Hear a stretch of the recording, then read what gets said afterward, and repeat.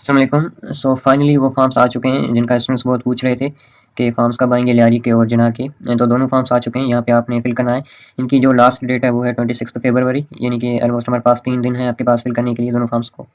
ठीक है, तो हम सारी चीज़ें इसमें डिस्कस करेंगे वीडियो में कि किनको फॉर्म फिल करना चाहिए और इसकी सीट्स वगैरह कितनी है, सीट डिस्ट्रीब्यूशन क्या है और कट ऑफ क्या जाएगा, क्लोजिंग ऑलमोस्ट कितना जाएगा, प्रोसेस क्या है इसका फिल करने का, कौन से डॉक्यूमेंट टीसीएस वगैरह करने हैं, ये सारी चीज़ें हम जो स्टेप बाय स्टेप इसमें डिस्कस करेंगे। ठीक है, तो आपने वीडियो को एंड तक देखना है और फिर अगर कोई क्वेरी हो तो फिर आपने पूछनी है। ऐसा ना हो कि आप वीडियो ना देखें और सारे डीएम्स में आ जाएँ, तो ऐसे हम इंडिविजुअली किसी को गाइड नहीं कर सकते हैं। ठीक है, हर चीज़ डिटेल में। तो इसका बेस्ट तरीका यही है कि आप पहले वीडियो सारी देखें, उसके बाद आपकी क्वेरी अगर कोई बनती है तो फिर आप जो क्वेश्चन करें। ठीक है। पहले तो हम लियारी की बात कर लेते हैं। पहले तो हम इसकी जो सीट डिस्ट्रीब्यूशन है, कौन से डिस्ट्रिक्ट एलिजिबल है अप्लाई करने के लिए और ऑलमोस्ट कट ऑफ कितना आ जाएगा, तो ये हम पहले डिस्कस करते हैं। ठीक है, तो यहाँ पे मैंने प्रोस्पेक्टस ओपन कर रखा है। यहाँ पे देखें ये लियारी की सीट डिस्ट्रीब्यूशन है। इसमें ये तो सारी कराची की सीट्स हैं। जो इंटीरियर सिंध की जो ऑलमोस्ट ये 5 डिवीज़न है ना, उनकी सीट्स आ जाती हैं। जैसे एक तो हैदराबाद डिवीज़न है, उसमें आपका डिस्ट्रिक्ट ठट्ठा भी आ जाएगा, बदीन भी आ जाएगा, सुजावल भी आ जाएगा। तो इसकी टोटल 5 सीट हैं। ठीक है, और जो मेरे पास डिवीज़न है, इसमें से कौन सी डिस्ट्रिक्ट आ जाती है, मेरे पास आ जाता है थरपारकर आ जाता है, मरकुड़ आ जाता है। ठीक है, और इनकी जो वो 5 सीट्स हैं। ठीक है, बाकी जो नवाबशाह डिवीज़न है, ठीक है, उसमें जो वो भी 5 सीट्स आ जाती हैं। उसकी डिवीज़न सखर की जो 5 सीट्स हैं और ऐसे लाड़काना की भी 5 सीट्स हैं। तो हर डिवीज़न की ऑलमोस्ट पाँचों डिवीज़न की 5-5 सीट्स हैं। सही है।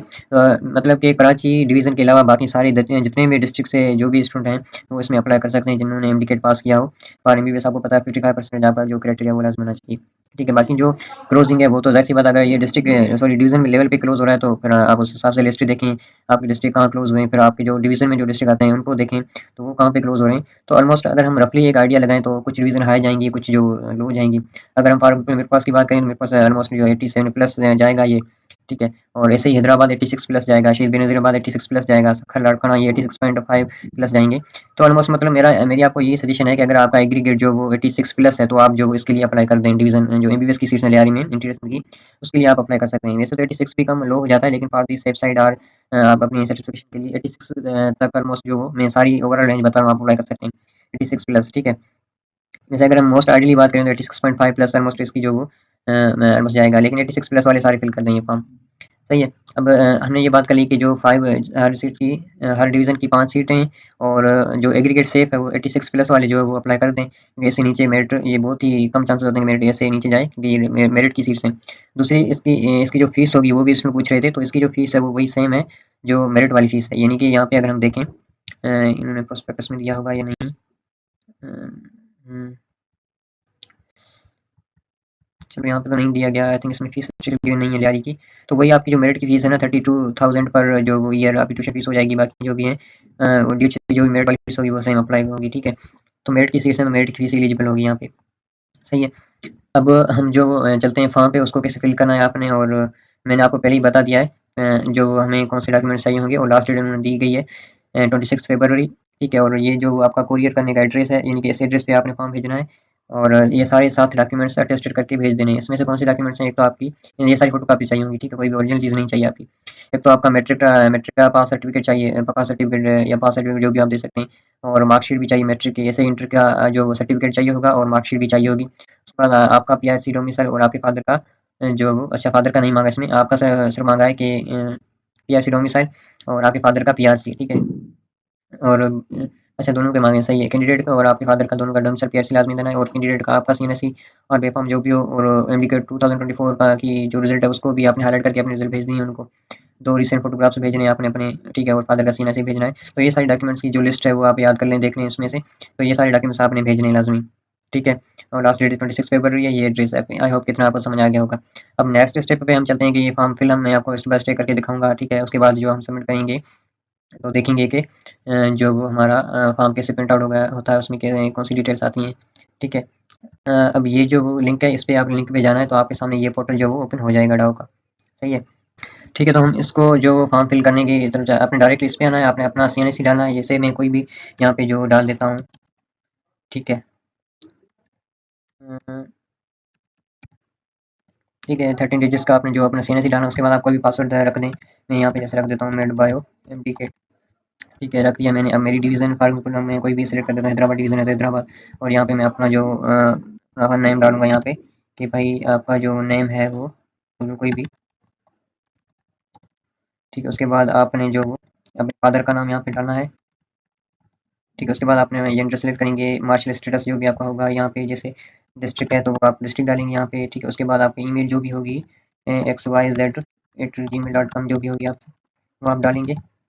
ठीक है, तो उसके बाद आप अपना बर्थ मंथ डालेंगे, जैसे कोई भी है 7/4/2003 लाइक वाइज। ठीक है, उसके बाद आप अपना बर्थ कंट्री पाकिस्तान। ठीक है, उसके बाद बर्थ लोकेशन, ये सारी चीज़ें जो है ना नेसेसरी यहाँ पे नहीं है, तो इसको आप लीव भी कर सकते हैं। जो भी ये स्टार शेप जो ऑब्जेक्ट्स हैं वो आप जो आपको लाजमी देनी है। ठीक है, अब मोबाइल नंबर पूछा है तो फॉर ये मैंने अपना जो मोबाइल नंबर भी दे दिया।